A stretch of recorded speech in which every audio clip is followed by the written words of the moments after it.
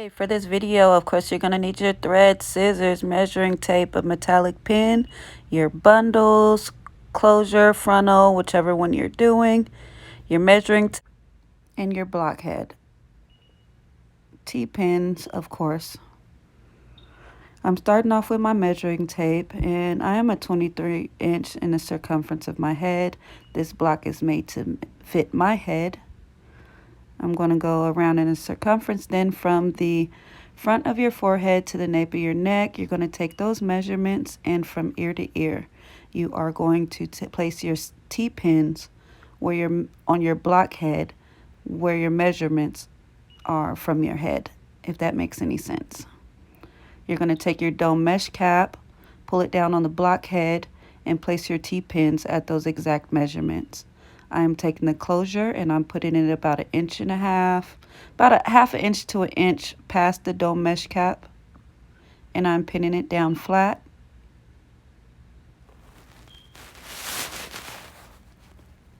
I'm pinning it down on the back so that it can lay flat while I'm sewing and I don't have any issues. It'll just go smoothly.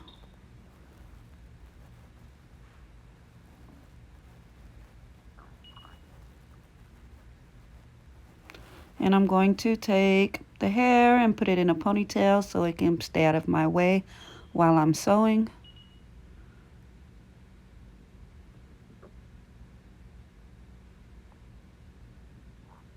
And it should look like that when you're finished. I'm taking my needle and thread and I am pushing the needle through the mesh, not the spandex, but the mesh, and onto the closure. And I am opening up the end of the thread and I'm looping my needle through and pulling it so it can form a knot so you can secure that closure. I am repeating the process. You do not want to go through the spandex on the cap, only the mesh.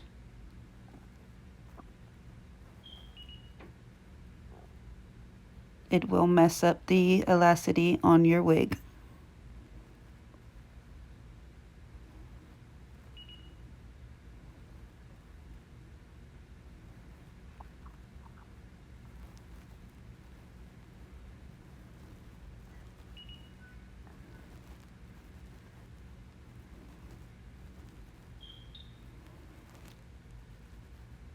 Now I did find out later on that on the closure, you should go through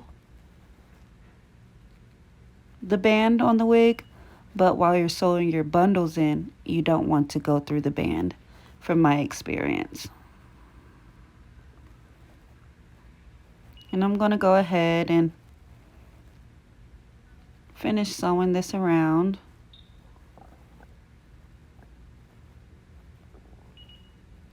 And you don't have to knot it every time, just use your discretion.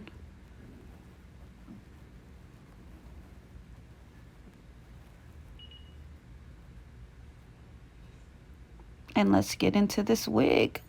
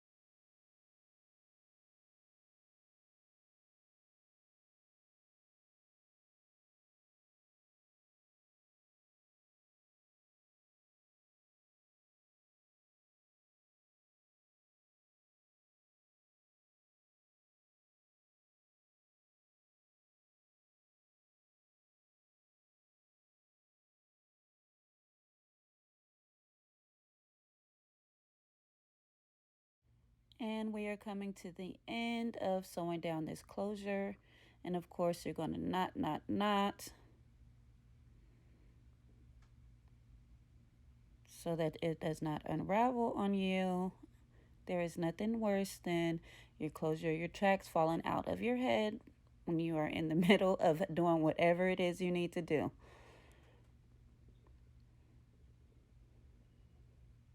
So I'm just making sure this is secure, putting some extra knots in there.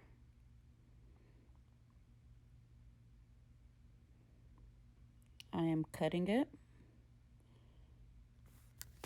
And I'm going to tie it, I usually do 2-3 times. Make sure you cut it down and low so that there's no thread hanging out. And this is what it looks like. Nice and flat. No strings hanging. I am taking my metallic Sharpie and I am laying my lines down on where I want to lay my tracks, of course. Now I usually do about 1 inch apart, depending on how full you want your wig.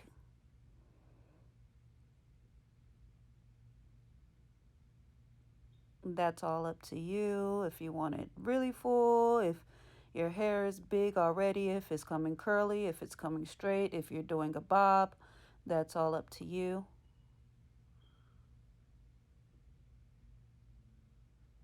The bundles that I am using, they're from 3B Hair. They are old bundles that I am able to reuse.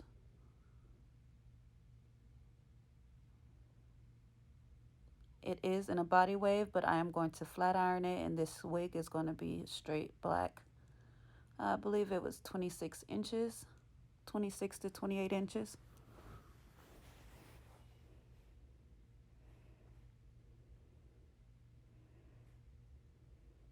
And this process here, laying these down, at first I didn't think it was that important until I was sewing and making wigs with just going in without laying it down, and I realized how important it was later on because I had tracks all over the place and overlapping each other, and it was just not a neat process. So yes, as simple as this part seems, it is important.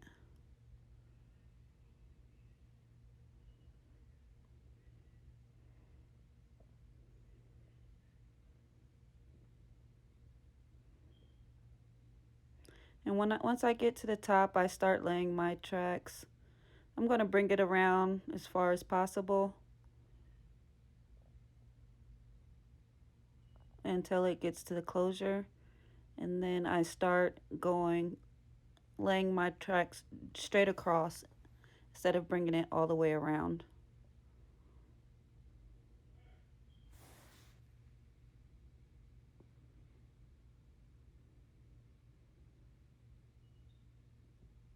And that's what it should look like. Now I'm grabbing a bundle, putting my needle through the track, and again through the lace. You do not want to go through the band. Now I messed up earlier. You can go through the band when you're laying the closure, but you do not want to go through the band while you're laying the tracks. And of course, we're doing the knotting process.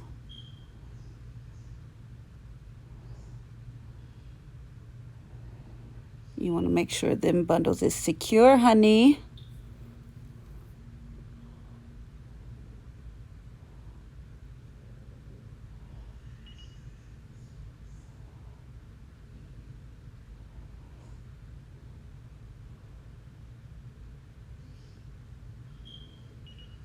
Once it's in there, you could go ahead and sew.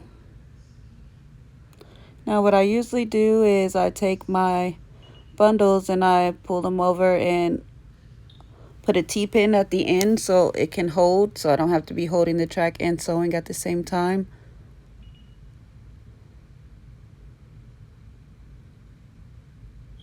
whatever's more comfortable for you.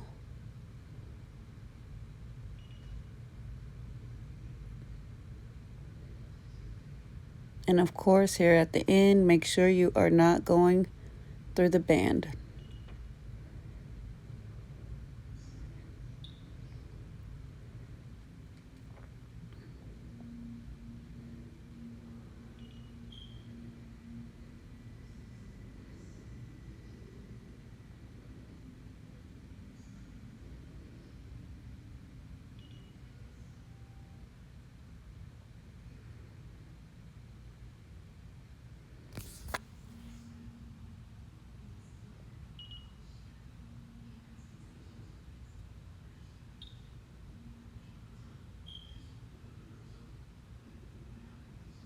Now, usually I do the fold over method, but I believe on this wig I went ahead and I cut all of the tracks, because every once in a while, if you don't have that method down packed, it leaves, those little knots on the side, and I just, mine, it has to be flat, baby. And here I am starting the next track. You want to make sure to stay on that pattern so you can make sure that your wig is nice and neat.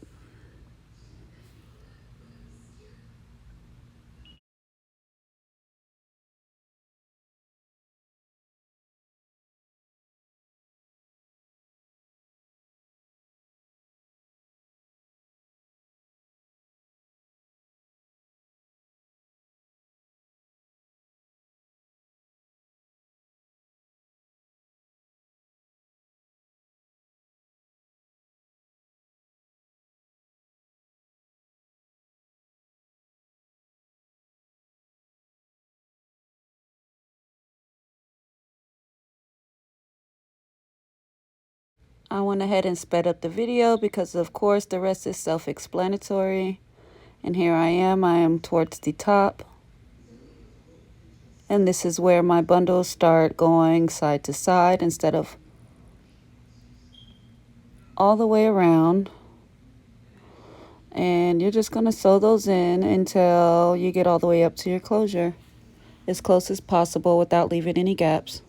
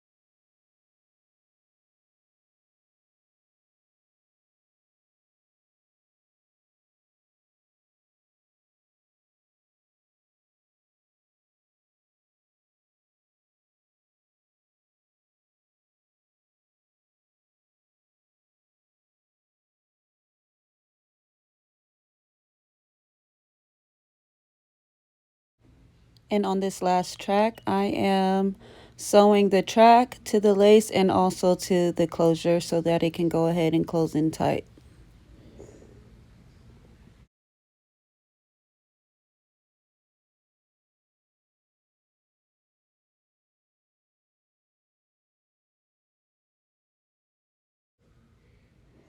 And we are done. See, it was not that hard, very simple. It's not stressful.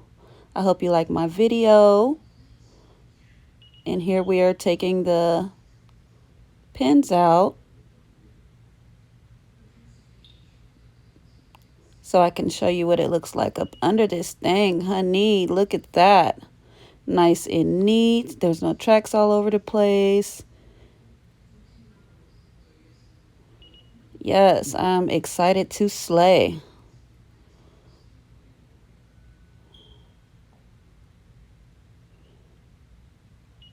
The last thing you're going to have to do is you want to go ahead, I did it off camera, and cut the cap. Make sure you do not cut where you threaded at, or else it's going to come undone, and this is the finished product. Look at those inches, honey. Yes. This is after the flat iron. Thank you for watching my video. Like, share, subscribe. Thank you.